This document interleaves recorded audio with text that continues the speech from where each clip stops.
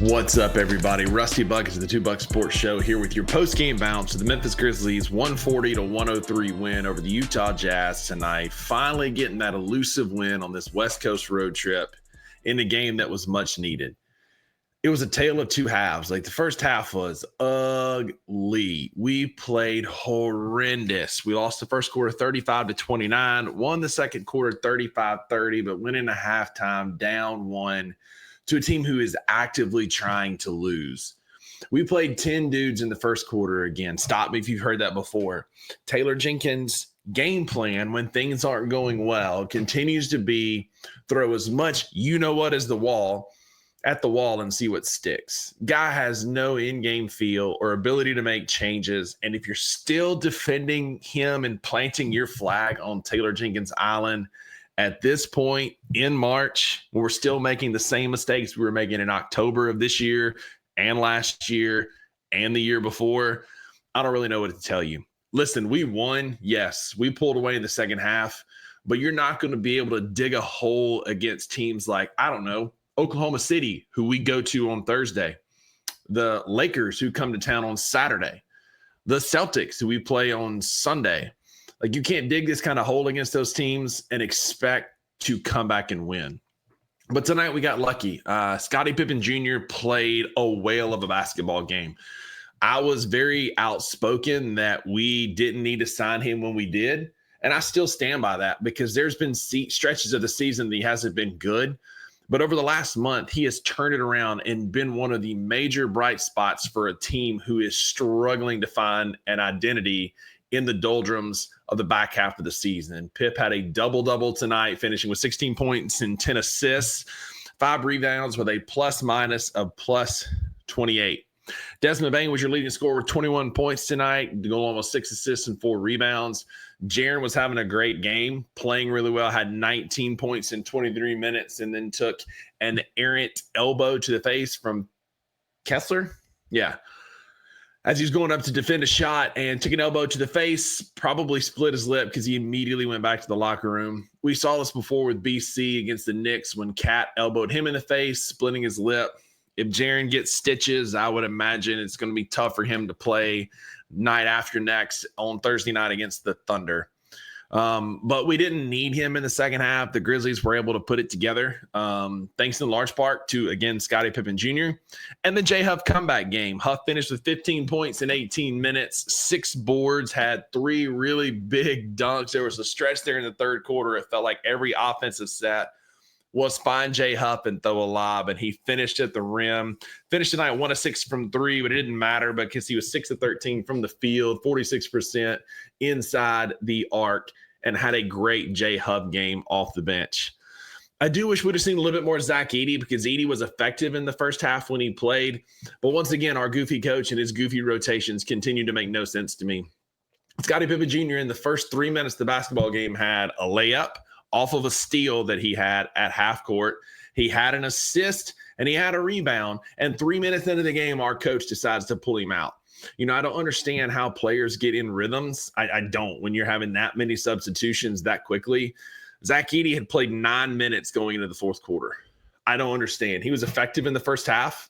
He had a foul, yeah, but he was effective in the first half. Finished with what, 15 points and 7 boards in the game. Playing 21 minutes, most of those in garbage time. So he came into the fourth quarter in 9 minutes with 8 points and finishes in 21 minutes of 15 points. I'd say those last 6 went pretty well, and maybe, just maybe, when we're short big men because BC's done for the year and Bagley's noggin hurts, maybe we give Zach Edey some run to figure out what the rookie has. Or maybe our goofy head coach is trying to send a message that he's over it and ready to pack it in. I don't know. Regardless, the Memphis Grizzlies got a win tonight, and it was much needed. Now the Grizzlies have a 3-game lead over the Warriors for the 5th seed in the NBA playoffs, the Western Conference playoffs, at a time where it was much needed. The schedule gets really daunting for the next couple of games. Oh, shoot, this actually puts us up 3 games on the Warriors and a half game on the Lakers. Your Memphis Grizzlies are now in 4th place in the Western Conference playoff picture. Despite our superstar not playing again tonight with what is a hamstring strain, we don't really know because we're not getting a lot of transparency or messaging from the front office, which is concerning.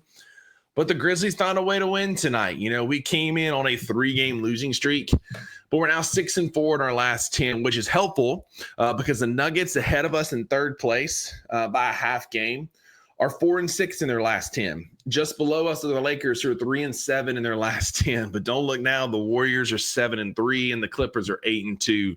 The Clippers are only 3.5 games back from us. So we don't need to rest on our laurels just yet, right? We got a win. I won't even call it a good win. We got a needed win over the Utah Jazz tonight after a sluggish start. But we've got a whale of a weekend ahead of us. As I said earlier, we've got the Thunder, followed by the Lakers, followed by the Celtics. And it doesn't get any easier from there. We have got to find a way. You know, I was told back in November that, it's just November. It's just October. It's just December. We're going to figure it out. But now in March, those early season losses back-to-back to Brooklyn, almost swept by Houston, the Bulls, those games matter now because we're in a playoff crunch. And we knew this was going to happen. The Western Conference is so competitive. And when you're in a stretch late in March and you're playing against teams, again, like the Thunder, the Lakers, the Celtics, and the Warriors in 4 straight games before you get a reprieve against the Heat and the streaky Pistons, I don't know what to tell you, man, but those November losses matter now. Some of us were being a mouthpiece for that. Other people were like, we're still winning. It's fine. We're winning games we're supposed to, even though we were losing some of those. It matters now that the playoffs are here. Tonight was a much-needed win. Again, I'll give credit where credit's due. Scottie Pippen Jr., Jay Huff played well. It was nice to see Santi Aldama moving well without the basketball as well. He finally looked a little bit more healthy tonight. Also respect the mustache game as a guy who is a connoisseur of facial hair. I appreciate the efforts by Santi Aldama, finishing with 9 points and 5 boards in 23 minutes. Again, not a big night from him, but he looked healthier than he has in a long time. We're going to have to string some of this together. We've got now 10 games remaining in the regular season. That's right. We're in crunch time, and crunch time is not kind to us. So these wins matter, and we got to get them when we did. So hats off, kudos to the Memphis Grizzlies for finding a way to win ugly tonight. Yes, we pulled away. We won by 37. But if you watch the first 2.5 quarters, we didn't really start pulling away until basically about 5 minutes into the third quarter, where it's finally like, okay, we can breathe. We're pulling away. You don't have that luxury over the next 3-4 games. You've got to come out early, play with a vengeance, show up, and be a team possessed, because that's what we need to be. The playoffs are coming. We don't have a lot of room for error. We've done that to ourselves by our stars missing games, goofy rotations and in-game decisions, and losing games early in the season. Now it's time for basketball to matter. Great job getting the win tonight, but let's carry some momentum into Thursday. Shock the world. We have no business beating the Thunder Thursday night. They've already clinched the division in the conference. Like, maybe this is our opportunity to sneak up and steal one from them at their place. Again, Thursday night, I believe it is 7 o'clock tip on FanDuel. Be loud in front of your TV. Be there if you can. Let's root for the Grizzlies. Let's try and get healthy and shock the world Thursday night. Grizz win 140-103. We'll see y'all on Thursday. Go Grizz.